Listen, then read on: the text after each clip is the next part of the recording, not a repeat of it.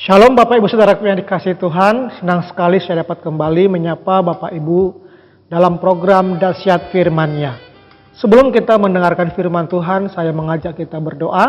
Mari kita berdoa. Segala puji, segala hormat, kemuliaan kami panjatkan kepadamu ya Allah, Tuhan pencipta langit dan bumi, Allah yang kami sembah dalam Yesus Kristus, Tuhan dan Juru Selamat kami yang hidup. Hati kami penuh dengan ucapan syukur kepada Tuhan, karena kebaikan-Mu, anugerah-Mu, kasih setia-Mu yang tidak pernah habis bagi kami.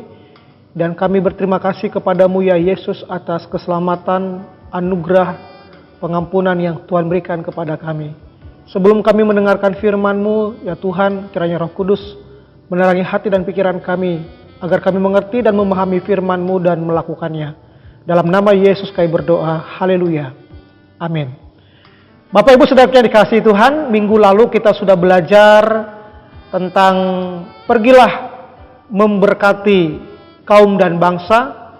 Kata kuncinya adalah memberkati, berdampak, melakukan sesuatu berkat kepada orang lain. Pada kesempatan kali ini kita akan belajar tentang pergilah beritakanlah Injil kepada segala makhluk, yang saya ambil dari Markus pasal 16 ayatnya yang ke-15. Lalu ia berkata kepada mereka, pergilah ke seluruh dunia, beritakanlah Injil kepada segala makhluk. Injil Markus menuliskan sebelum Tuhan Yesus naik ke surga, Yesus memberikan perintah kepada murid-muridnya untuk pergi memberitakan Injil dalam ayatnya yang ke-15. Injil artinya adalah kabar baik tentang Yesus ataupun tentang Mesias yang datang ke dunia, mati di kayu salib, bangkit dan naik ke surga. Yesus mati untuk memberikan pendamaian kepada manusia yang berdosa sehingga layak di hadapan Allah. Bapak Ibu Saudara yang dikasihi Tuhan, sebagai orang percaya, Tuhan Yesus juga mengutus kita untuk pergi memberitakan Injil kepada orang yang belum percaya kepada Tuhan. Alkitab berkata dalam Kisah Para Rasul pasal 1 ayat yang ke-8, tetapi kamu akan menerima kuasa kalau Roh Kudus turun ke atas kamu, dan kamu akan menjadi saksiku di Yerusalem dan di seluruh Yudea dan Samaria dan sampai ke ujung bumi. Bapak Ibu Saudara yang dikasihi Tuhan, Tuhan rindu agar kita pergi memberitakan Injil kepada orang yang belum percaya kepada Tuhan. Ada beberapa hal penting yang perlu kita ketahui di dalam memberitakan Injil kepada orang yang belum percaya. Yang pertama adalah kita harus memberitakan tentang Yesus kepada mereka. Dalam ayat yang ke-16 berkata, siapa yang percaya dan dibaptis akan diselamatkan, tetapi siapa yang tidak percaya akan dihukum. Bapak Ibu Saudara yang dikasihi Tuhan, hal yang pertama yang harus kita ceritakan kepada orang lain adalah tentang bahwa Yesus adalah Sang Juru Selamat kita.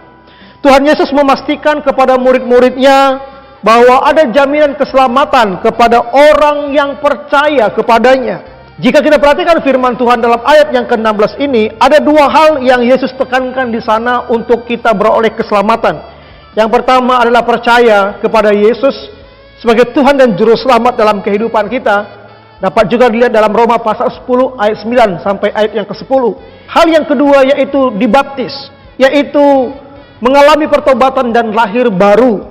Dan dapat kita lihat dalam Matius pasal 28 ayatnya yang ke-19. Bapak Ibu Saudaraku, Injil yang sejati adalah Injil ketika kita memberitakan tentang Yesus kepada orang yang belum percaya. Yesus yang datang ke dunia, mati di kayu salib, bangkit pada hari yang ketiga dan naik ke surga, dan kelak dia akan datang kembali untuk menjemput setiap orang yang percaya kepadanya. Hanya Yesuslah satu-satunya juru selamat dalam kehidupan kita. Itu sebabnya ketika kita pergi memberitakan Injil kepada orang yang belum percaya, pastikan kita memberitakan tentang Yesus kepada mereka. Yesus Sang Juru Selamat dunia. Nah, yang kedua yang perlu kita perhatikan Bapak Ibu Saudaraku, bahwa jangan pernah takut untuk pergi memberitakan Injil karena akan disertai dengan tanda-tanda. Kalau kita perhatikan ayat 17 dan 18 firman Tuhan berkata, tanda-tanda ini akan menyertai orang-orang yang percaya. Mereka akan mengusir setan-setan demi namaku.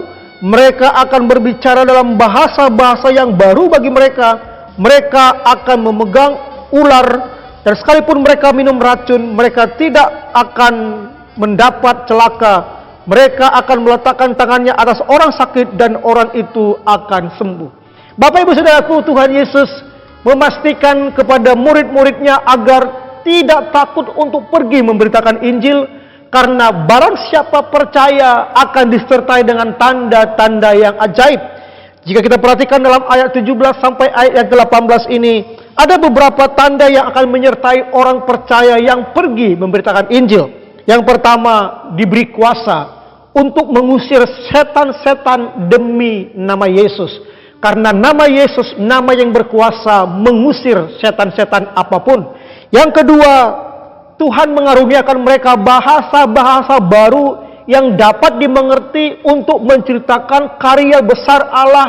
Sehingga semakin banyak orang mendengar tentang Yesus, keselamatan yang Yesus tawarkan kepada orang berdosa. Itu sebabnya ketika jemaat mula-mula dipenuhi Roh Kudus, mereka berbahasa-bahasa nasional, bangsa-bangsa yang dapat dimengerti. Nah, yang ketiga, tanda yang disertai yaitu terlindung dari bahaya maut. Ketika mereka memegang ular atau minum racun, mereka tidak mendapatkan maut. Bapak Ibu Saudaraku, ini perlu kita ketahui baik-baik bahwa yang dimaksud di sini, kita tidak boleh mencobai Tuhan lalu kita pergi mengambil, memegang ular kobra misalnya, atau minum racun. Tidak, Tuhan tidak mengajarkan itu. Tetapi yang dimaksud di sini adalah bahwa Tuhan akan menyertai orang yang pergi memberitakan Injil dari kuasa maut. Jikalau ada ilmu hitam atau sihir, ataupun ada orang yang ingin mencelakakan kita dengan sengaja tanpa sepengetahuan kita, di sanalah Tuhan bekerja menyatakan kuasanya melindungi kita dari maut ataupun dari mara bahaya yang dilakukan oleh orang-orang yang tidak mengenal Tuhan. Dan yang keempat, tanda yang menyertai kita adalah diberi kuasa kesembuhan. Mendoakan orang sakit, maka oleh kuasa Yesus yang sakit itu menjadi sembuh. Kita teringat dengan Petrus dalam Kisah 3 ayat 6. Petrus oleh karena anugerah Tuhan menyembuhkan orang yang lumpuh oleh karena nama Tuhan Yesus. Itu sebabnya Bapak Ibu Saudaraku, jangan pernah takut untuk memberitakan Injil. Karena bagi orang yang percaya kepada Yesus, ketika kita memberitakan Injil, disertai dengan tanda-tanda ajaib. Nah, yang ketiga, Tuhan akan menyertai kita jika kita taat melakukan perintahnya. Dalam ayat yang ke-20 firman Tuhan berkata, mereka pun pergilah memberitakan Injil ke segala penjuru. Dan Tuhan turut bekerja dan meneguhkan firman itu dengan tanda-tanda yang menyertai mereka. Bapak Ibu Saudaraku, ketika kita percaya kepada Yesus, taat melakukan firman-Nya, maka akan disertai dengan tanda. Dan firman-Nya akan digenapi dalam kehidupan kita. Dan Tuhan akan menyertai kita. Kita tidak pernah berjalan sendiri. Kita tidak akan berjalan sendiri. Tuhan Yesus beserta dengan kita oleh Roh Kudus. Dan firman-Nya akan digenapi dengan tanda-tanda yang ajaib.